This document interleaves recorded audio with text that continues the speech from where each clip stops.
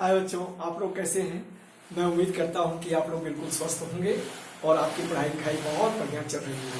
मेहनत से पढ़ें, अपना नाम रोशन करें, अपने परिवार का नाम रोशन करें, देश का नाम रोशन करें और मेरी शुभकामनाएं आप लोगों के साथ हमेशा। आप लोगों को याद दिला दूँ कि मैं डिस्क्रिप्शन बॉक्स में एक लिंक देता हूँ, उस लिंक को आप क्लिक करेंगे तो यह जो लेक्चर हम लोग यहाँ अटेंड कर रहे हैं उसका पूरा नोट्स आपको मिल जाएगा। तो आज चलिए हम लोग डिस्कस करते हैं एक्सरसाइज 13 की एक्सरसाइज 13.2 जो चैप्टर 13 को डिस्कस करते हैं। तो यह जो है सिलेंडर पर का सरफेस एरिया पर बेस करती हुई एक्सरसाइज है। तो चलिए हम लोग सवाल को देखते हैं। सवाल number 1, the curved surface area of A right circular cylinder of height 14 centimetre and 88 centimetre square, find the diameter of the base of the cylinder. तो यह क्या है, कर्व सरफेस एरिया और यह हाइट, ये दो चीजें दी गई हैं और हमको रेडियस ऑफ बेस निकालना है। तो मान लेते हैं कि let radius of the base भी r, तो 2 pi r into H is equal to यह कर्व सरफेस एरिया होता है। तो इसकी वैल्यू रख दिया हम लोगों ने और देखिए r ट्रांसफर किया, इसको ट्रांसफर करने के बाद r की वैल्यू मिल गई। तो डायमीटर क्या हो जाएगा, उसका डबल 2 into 1। ठीक है, तो चलिए अब जरा सवाल नंबर 2 को देखते हैं। It is required to make a close cylindrical tank of height 1 metre and base diameter is 140 centimetre from a metal sheet. How many square metres of sheet required for the same. तो यह क्या है, it is required to make a close cylindrical tank बनाना है, माने सब cover रहेगा, ऊपर और नीचे दोनों कवर रहेगा, और ऑफ हाइट 1 मीटर और बेस के डायमीटर क्या है 140 सेंटीमीटर। तो यहाँ पर देखिए एक चीज आप लोगों को बता दूं, यह मीटर में है और यहाँ सेंटीमीटर में है। तो इस सवाल में, मेंसुरेशन के सवाल में इस बात का ध्यान रखिएगा कि यूनिट सब सेम होनी चाहिए। तो यहाँ पर देखिए ये अब हमको ये मेटल शीट मतलब वह टोटल सरफेस एरिया पूछ रहा है। तो हाइट 1 मीटर है और बेस का डायमीटर 140 सेंटीमीटर है। तो इसकी रेडियस क्या हो जाएगी, ये देखिए 100 से डिवाइड कर दिया तो ये मीटर में चला गया और 2 से डिवाइड किया तो ये रेडियस में चला गया, तो ये 7/10 मीटर। ठीक है, अब इसकी value the total metal sheet required क्या हो जाएगा, यही total surface area of cylinder. तो ये 2 pi r into r plus h, तो ये क्या हो जाएगा 2, ये वैल्यू ये 22/7, r की वैल्यू 7/10 और यह 7/10 और h की वैल्यू 1। इसको कैलकुलेट कर लेंगे तो यह 7.48 मीटर स्क्वायर की जरूरत पड़ेगी। ठीक है, मेटल शीट। तो देखिए बहुत ही आसान है, सिर्फ फॉर्मूले पर सब्स्टिट्यूशन है, इसमें कोई टेक्निकल सवाल नहीं है।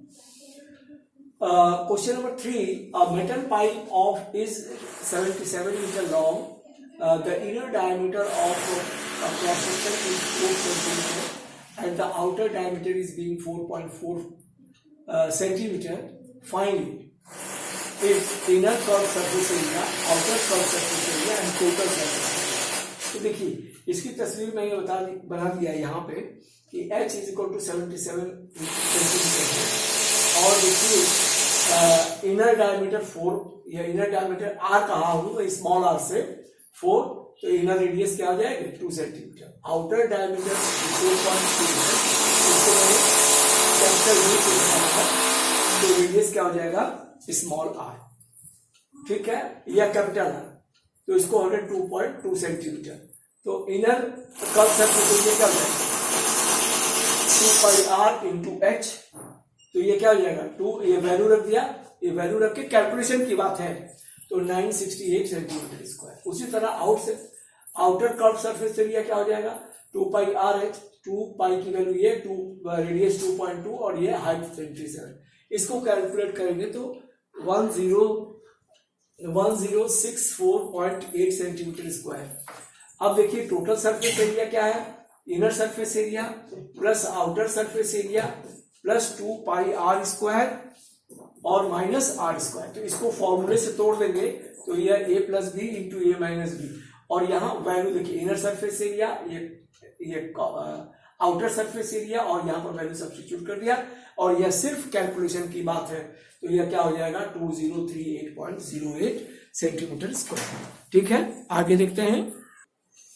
हाँ देखिए, आगे के सवाल नंबर 4, 5, 6 और 7 को मैंने कॉपी कर लिया है और कर भी दिया है। तो देखिए, the diameter of a roller is 84 centimetre and its length is 120 centimetre. यहाँ लेंथ को हाइट की तरह हम लोग ट्रीट करेंगे। It takes 500 complete revolution to move once over the level of playground, find the area of the playground. तो देखिए, यह सवाल बड़ा इंपॉर्टेंट है, इसलिए इंपॉर्टेंट है कि ये रोल के ऊपर बेस करता हुआ है। तो एक बार रोल करेगा तो वो कितना एरिया को कवर करेगा, तो यह कर्व सरफेस एरिया मतलब 2 पाई r इंटू एच। तो अब देखिए, डायमीटर 84 दिया हुआ है, तो रेडियस क्या हो जाएगा 42, इसका आधा। हाइट दिया है यह 120 सेंटीमीटर। हाइट का मतलब यही है लेंथ। अब इसको हम लोग सिर्फ देखिए, यहां पर मैंने लिख दिया है the area of the playground to level in one round is equal to curve surface area of the roller. तो यह 2 pi r into H, value substitute किया। ठीक है, तो यह हम लोगों को मिल जाएगा। आप देखिए, यह इतना मीटर स्क्वायर, सेंटीमीटर स्क्वायर। ठीक है ना। तो यहां कह रहा है कि find the area in metre square. तो देखिए, मीटर स्क्वायर में कन्वर्ट करने के लिए क्या है, सेंटीमीटर को 1 centimetre is equal to 1/100 metre. तो उसी को देखिए, यह एरिया ऑफ द प्लेग्राउंड क्या हो जाएगा, बिल इसी को जस्ट हमने कॉपी किया और यह 500 मीटर है। 500 टाइम्स उसने रोटेट किया है, तो इतनी इंटू इतना। और इसी को हमने क्या कर दिया कि ये देखिए 1/100 इंटू 1/100 ये मीटर स्क्वायर में कन्वर्ट हो जाएगा। तो यह सिर्फ कैलकुलेशन की बात है। तो यह 1584 मीटर स्क्वायर। मैं समझता हूं कि आपको अच्छी तरह से समझ में आया होगा, कोई टेक्निकल चीज नहीं है, यह तो सिर्फ कैलकुलेशन की बात है। कैलकुलेशन आप कर सकते हैं, सिर्फ मैंने तरीके को दिखा दिया। ठीक है, अब यहां पर देखिए number 5, a cylindrical pillar is 550 centimetre in diameter and 3.5 metre in height. तो उसका यह 50 सेंटीमीटर डायमीटर है, तो रेडियस क्या हो जाएगा 50/2 बने 25 सेंटीमीटर। और यह देखिए, यह मीटर में दिया है, तो इसको भी मीटर में कन्वर्ट करना पड़ेगा। तो यह देखिए, डायमीटर ये 50 सेंटीमीटर, तो यह 50/100, 1 centimetre is equal to 1/100 metre. तो इसको रेडियस क्या हो जाएगा, यह बाई 2 कर दिया, तो यह 1/4 यह कैलकुलेट करेंगे। अब वैल्यू सब्स्टिट्यूट कर देना है। एरिया टू बी पेंटेड क्या हो जाएगा 2 पाई r इंटू एच, 2 पाई 22 पाई 7 r यह 1/4 और यह 3.5 मीटर। अब यह इसको कैलकुलेट कर दिया, तो अब यह कितना खर्चा पड़ेगा देखिए 12.50 रेट से, तो यह इंटू 12.50 कर दिया। इसी को कैलकुलेट करेंगे तो 68.75 आ जाएगा। मैं समझता हूं कि यह अच्छी तरह से समझ में आ गया होगा। कोई बहुत टेक्निकल सवाल नहीं है कि जो समझ में ना आवे, सिर्फ फॉर्मूले का सब्स्टिट्यूशन है। अब देखिए क्वेश्चन नंबर 6। क्वेश्चन नंबर 6 क्या कह रहा है कि curve surface area of right circular cylinder is इतना 4.4 metre square. If the radius of the base of the cylinder is this much metre, find the height. तो ये देखिए, वो भी वही चीज है। देखिए 2 pi r h curve surface area is equal to 4.4, value 2/27, 22/7 और यह r.7 और h। तो अब यह ट्रांसफर कर दिया, तो यह h की वैल्यू निकाल दिया। तो देखिए, मैं हमेशा सजेस्ट करता हूं बच्चों को कि स्टेप बाय स्टेप खाली मल्टीप्लाई डिवाइड मत कीजिए। लास्ट में जो कुछ भी करना है लास्ट में कैलकुलेशन कीजिएगा, उसको कैंसिलेशन कीजिएगा, तो आपके गलती होने की संभावना बहुत कम रहेगी और बहुत आसानी से हो सकता है, मेंटली हो सकता है। तो 1 मीटर। अब देखिए question number 7। The inner diameter of a circular well is 3.5 meter. It is 10 meter deep. Find its inner curved surface area at the cost of plastering the curved surface at the rate of ₹40 per meter square. तो वही curve surface area निकालना है, तो area to be plaster, तो 2 pi r into h, 2 पाई 22/7 या 3.5/2, क्योंकि यह diameter है, हाँ, तो रेडियस ये हो जाएगा, और इंटू 10 इसको कैलकुलेट करेंगे तो यह 110 मीटर स्क्वायर। और कॉस्ट ऑफ प्लास्टरिंग, कॉस्ट क्या है, अभी इस एरिया में हम कॉस्ट से रेट से मल्टीप्लाई कर दे तो 40 से मल्टीप्लाई कर दिए, तो 110 into 40 is equal to 4,400 rupees. मैं समझता हूं कि आपको अच्छी तरह से समझ में आ गया होगा। तो देखिए, मेरा सुझाव रहता है बच्चों को कि सीधे सीधे हर स्टेप पे मल्टीप्लाई या डिवाइड करने की कोशिश मत कीजिए। पहले सभी वैल्यू सब्स्टिट्यूट कीजिए, कैंसिल कीजिए, उसके बाद आगे बढ़िए, ठीक है। तो यह इससे क्या होता है, गलती की संभावना बहुत कम होती है। तो चलिए जरा आगे बढ़ते हैं। देखिए, यह सवाल नंबर 8 और 9 मैंने कॉपी कर लिया है और इसे कर भी लिया है।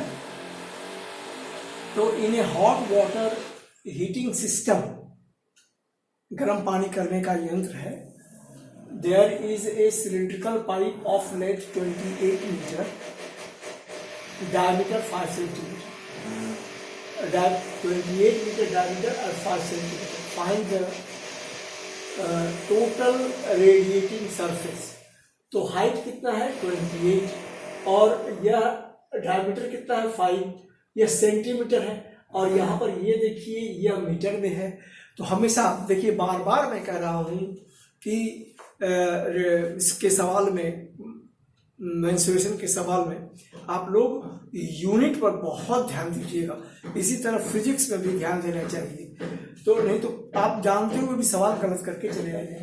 तो यह 5 सेंटीमीटर है, तो 5 सेंटीमीटर को 100 से डिवाइड कर दिया तो यह मीटर में चला गया, और डिवाइडेड बाई 2 तो यह क्या हो जाएगा, यह मीटर में चला गया। तो यह हमारा रेडियस, इसको कैलकुलेट करेंगे तो 1/40। Area of radiating surface, area of radiating surface क्या होगा, कर्व सरफेस एरिया, तो 2 पाई r इंटू एच।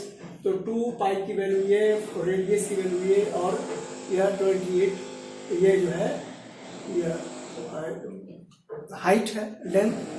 तो इसको कैलकुलेट करेंगे तो ये क्या आ जाएगा 44/10, ये 4.4 मीटर स्क्वायर। ठीक, ये कैलकुलेशन की बात है। तो इनको आप हमको बार बार करने, यहाँ पर मैं इसलिए मैं नहीं करता हूँ ना, सब कट करके एकदम काला हो जाएगा। तो यह जब आप डिस्क्रिप्शन बॉक्स में देखेंगे तो सब क्लियर आपको मिलेगा, ठीक है। तो यह इसीलिए मैं यहाँ कैंसिल नहीं करता हूँ, गंदा हो जाएगा। तो मैं समझता हूँ कि यह आपको समझ में आ गया होगा। तो यह हमारा आंसर हो गया। तो चलिए जरा हम लोग सवाल नंबर 9 को देखें। तो find number 1 the lateral curve surface area of a closed cylindrical petrol storage tank. तो लैटरल कर्व सरफेस एरिया का मतलब वही curve surface area, lateral surface area का मतलब वही कर्व सरफेस। तो that is 4.42 metre in diameter and 4.5 metre in height. How much steel was actually used if 1/12 of the steel actually used was wasted in making the tank? तो उस tank को बनाने में कितना स्टील लगा होगा अगर उसमें 1/12 वेस्टेज है। ये 1/12 of the steel actually used was wasted in making the tank। ठीक है, मैं समझता हूँ सवाल समझ में आ गया होगा। तो चलिए, यह डायमीटर 4.2 मीटर है, तो रेडियस क्या हो जाएगा 4.2/2, तो ये क्या हो जाएगा 2.1 मीटर। ठीक है, और हाइट 4.5 मीटर है। ठीक है, 4.2